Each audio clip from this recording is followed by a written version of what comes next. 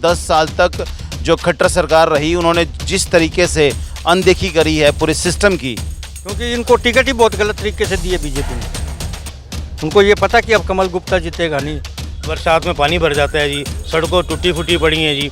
कमल गुप्ता जी ने खाली AC room में बैठ के राजनीति करी है जी, और कुछ भी नहीं करा जी। बीजेपी का ऑफिस भी खाली हो चुका है, बीजेपी का वोट बैंक भी खाली हो चुका है। दोस्तों नमस्कार, मैं हूं सुरेंद्र नैन और इस वक्त हम हिसार शहर में हैं और आप मेरे साथ देख सकते हैं जनता के उम्मीदवार तरुण जैन जी हैं और जो लगातार डोर टू डोर घर घर जाकर जो है वोटों की अपील कर रहे हैं। जैन साहब, जिस तरीके से आप लगातार जोर जोर से प्रचार आपका जारी है और कहीं ना कहीं डोर टू डोर जा रहे हैं, हर एक से मिल रहे हैं, किस तरह का समर्थन आपको मिल रहा है? मेरे को हिसार की जनता का बहुत अच्छा समर्थन मिल रहा है, प्यार मिल रहा है, आशीर्वाद मिल रहा है।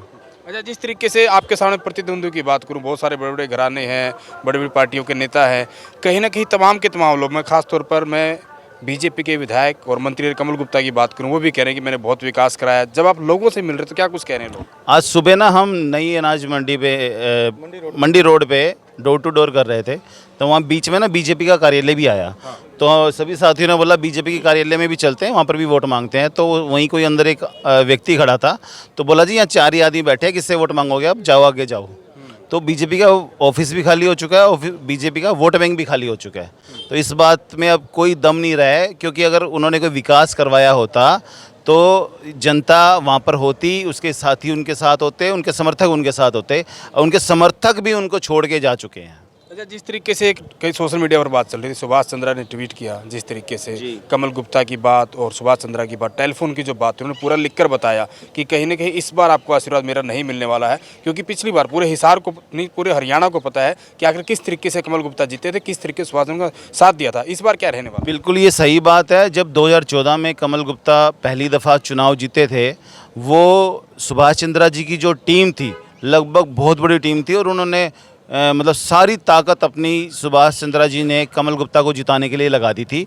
और दूसरी दफ़ा जब जीते तो उनके सामने कोई स्ट्रॉन्ग कैंडिडेट ही नहीं था, इसलिए जीत गए थे। तो इसलिए 10 साल हिसार की जनता को हिसार उनको भुगत रही है। और जो अभी 2024 का जो चुनाव है, अभी चंद्रा जी ने भी साफ कर दिया है कि आपको जो मैंने आशीर्वाद दिया था, आपने मेरे आशीर्वाद की कदर नहीं करी, अब आपको मेरा आशीर्वाद दोबारा नहीं मिलेगा। अच्छा, आपकी तरह है जैन साहब, पूरे हरियाणा की बात करूं, बीजेपी की वो तमाम कहीं ना कहीं जिन्होंने बीजेपी के लिए काम किया था, जो बड़े नेता थे, जिनको कहीं टिकट मिलनी चाहिए थी, उनको जिस तरीके से दरकिनार किया गया, टिकट नहीं दी गई, तो तमाम की तमाम जगह, हर जगह यानी कि हम बात करें निर्दलीय कहीं ना कहीं नेता चुनाव लड़ रहे हैं, तो कहीं ना कहीं बीजेपी को बड़ा खामियाजा इसका होगा।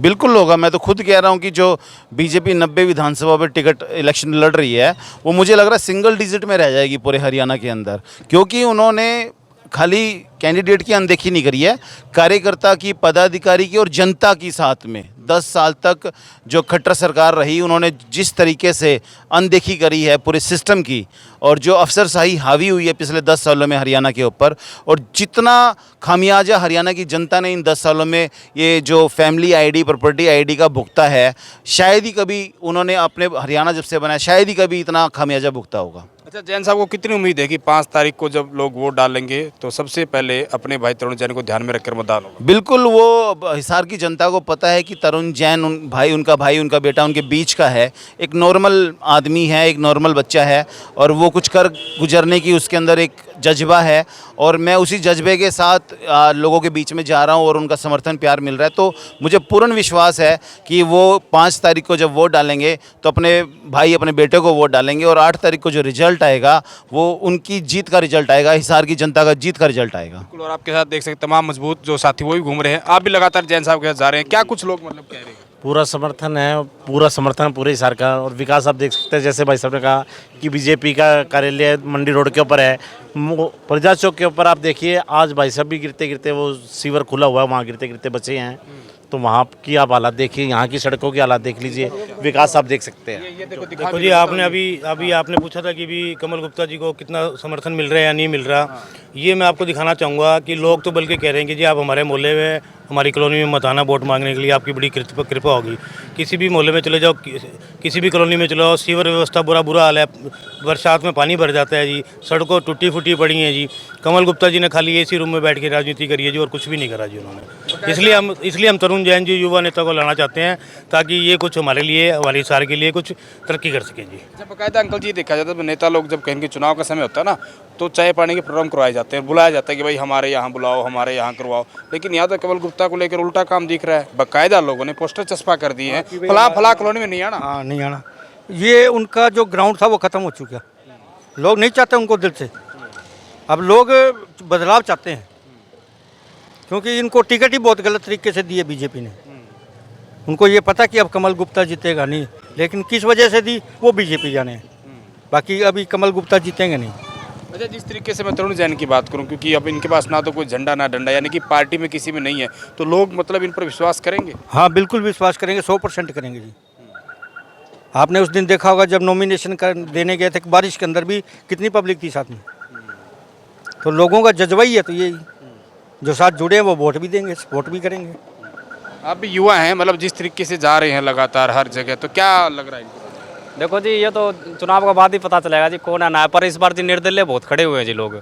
जिस तरह सावित्री जिंदल होगी जी, अमित ग्रोवर हो गया, और गौतम सरदाना है, हाँ कई जने जी। और वो तो जी 5 तारीख के बाद ही पता चला। पर जी ये मेहनत बहुत कर रहे हैं जी, और सारे भाइयों से मिले हैं। मैंने देखा है इनका पहले भी, वो मिलगेट का नीच साइड और बहुत जगह घूमे हैं, भाईचारा कायम रखे हैं, कर तो रहे हैं जी। और देखो जी जो वादे करे हैं, देखा जी ये पूरा होगा नहीं हो तो पता चलेगा जी। मतलब अपनी तरफ से कोई कमी नहीं छोड़ रहे? कमी नहीं छोड़ रहे जी, कहने का मतलब। हाँ जी, हाँ जी, मेहनत तो कर रहे हैं जी, सच्चे आदमी है जी, ये सच्चे आदमी है जी, और सबसे भाईचारा है जी।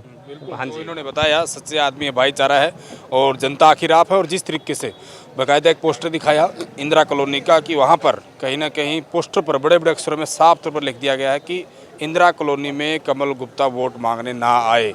विरोध किस लेवल तक का है, किस हद तक लोगों में गुस्सा है, वो साफ तौर पर सबको दिख रहा है।